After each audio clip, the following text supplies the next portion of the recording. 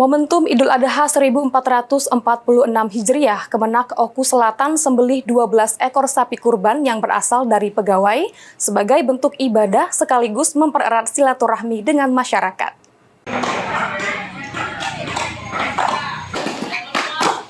Momentum Hari Raya Idul Adha 1446 Hijriah, Kantor Kementerian Agama Kabupaten Oku Selatan menyembelih 12 ekor hewan kurban.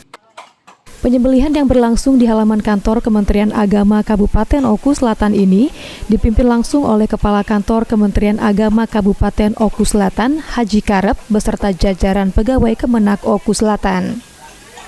12 ekor sapi ini sendiri berasal dari para pegawai Kemenak Oku Selatan. Kegiatan ini juga telah menjadi agenda tahunan dari Kementerian Agama Oku Selatan yang berlangsung dari tahun 2018 hingga tahun ini. Penyembelihan hewan kurban ini tidak hanya sebagai bentuk ibadah, namun juga sebagai sarana mempererat tali persaudaraan dan meningkatkan solidaritas antar sesama.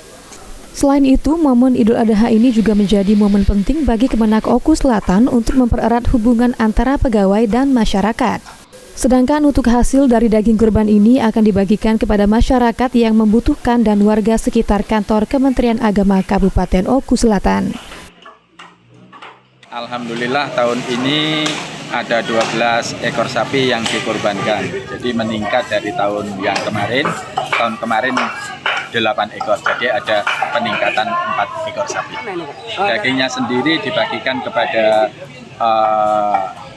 saudara-saudara kita yang sangat membutuhkan di sekitar kantor ini, dan ada yang di sekitar karyawan-karyawati kita.